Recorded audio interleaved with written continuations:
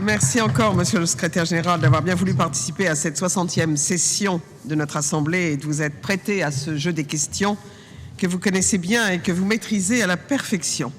Je suis très heureuse maintenant d'appeler à la tribune Madame Rowinda APPELMAN, présidente de l'Association du Traité de l'Atlantique pour la jeunesse. Impliquée dans de nombreuses activités dans diverses structures liées à l'OTAN, vous menez avec cette association une action essentielle tournée vers la nouvelle génération. Cette association est également d'une aide très précieuse dans le travail de diplomatie publique que l'OTAN et notre Assemblée doivent fournir pour expliquer leur mission. Permettez-moi de vous remercier, vous et toute votre équipe, particulièrement dynamique, au nom de notre Assemblée. Je vous donne la parole.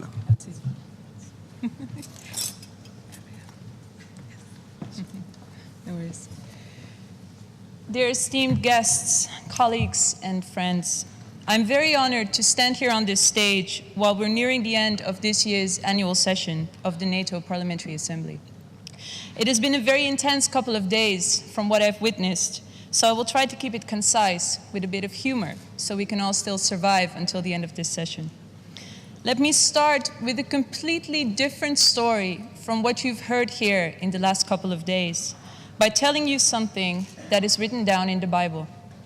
3 weeks ago, I attended the UN First Global Forum on Youth Policies to represent the Netherlands and to discuss the issues in this world facing young people.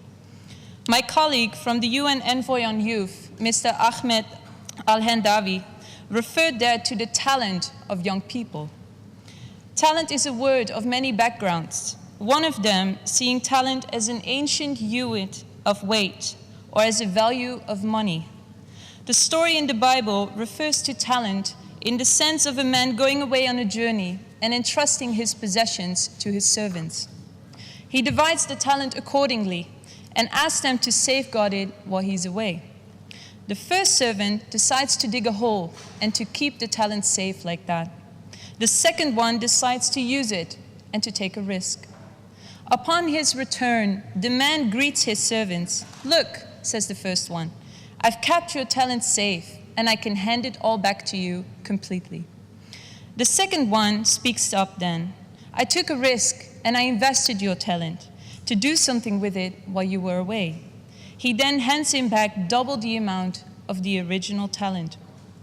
I mention this story for the same reason that I'm standing here on this stage today. Investment in the youth can be done in two ways. You can bury it or invest it and double your outcome. A stark number of half the people on this earth today are less than 35 years old. We are quite simply the biggest generation of young people to have ever lived, and we are at a change in this world. The words which summarize the UN Forum in Baku can be described as diversity, scarcity, and complexity to describe the world today. We are the best educated and least employed generation in human history, with over 700,000 jobs needed in the upcoming years for this key demographic group. The young people are not asking for support, they're asking for investment. As of this year, we can count 122 countries with the youth policy. Some of these policies lack teeth, but we see it as a tremendous start to grow the understanding that the youth are the biggest asset you have to change society. We care about universal topics and we care about security. I'm standing here because on behalf of YADA, I oversee a network of young professionals and students in 36 NATO and NATO partner countries. I lead our organization and network with one firm belief. Nobody has the right to criticize without the willingness to engage. Too often we look at age, but we do not look at the youth. We look at ones with problems and then call the youth a problem group, a group which needs extra attention and most of all, prevention. I try to fight this image by looking for change. Change accomplished together with the ministers and other country representatives who are willing to engage. Change concerning the opportunities provided to younger generations in a field which is so often seen as an older gentleman's club, NATO, and security in general. I've walked around in the NATO surroundings for the last 4.5 years, both within the Atlantische Commissie within my country and for the Atlantic Treaty Association and the Atlantic Council of the US internationally. And I've seen and discussed the problems NATO is facing time and time again. Not alone, in the least, the problem of a younger generation not understanding the importance of NATO and our alliance. An outlook on the future becomes harder to predict and is also visible at this Parliamentary Assembly. There's a lot of discussion on the way forward, but if we do not invest in a future for the youth, let us then at least invest in the youth for the future. I'm happy to see that the security industry and NATO as such is opening up to the youth. One perfect example of this being the 30-person strong Emerging Leaders Working Group that was present at this year's NATO summit. Also, we have written a report on the future of NATO and presented it to Mr. Rasmussen. And funnily enough, it was voted as a better one than the one presented by the parliamentary delegates from the NATO Assembly.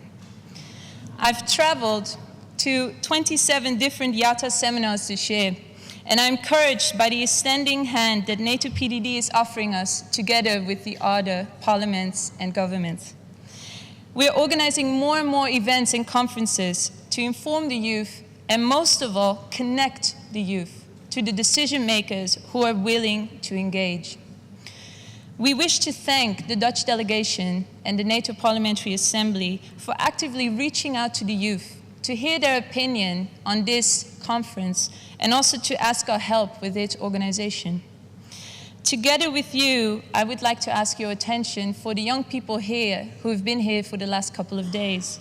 We've had volunteers from over 10 different countries helping us here, the IATA network, but also the ROC schools.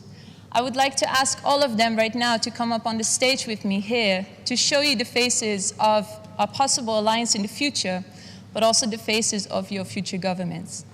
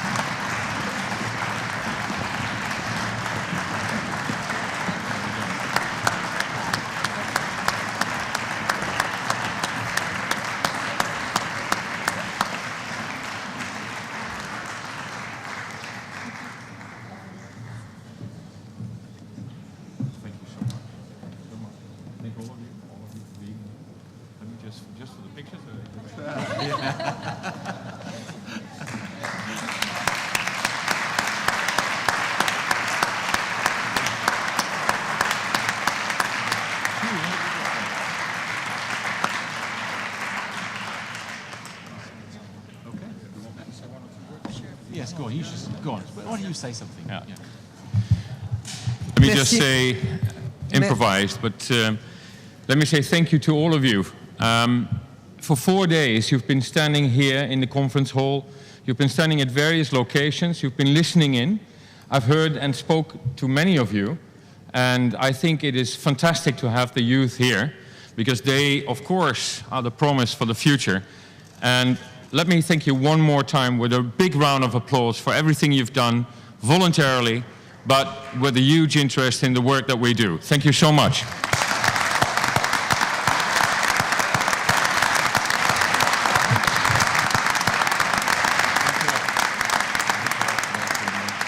Merci infiniment, Hugh.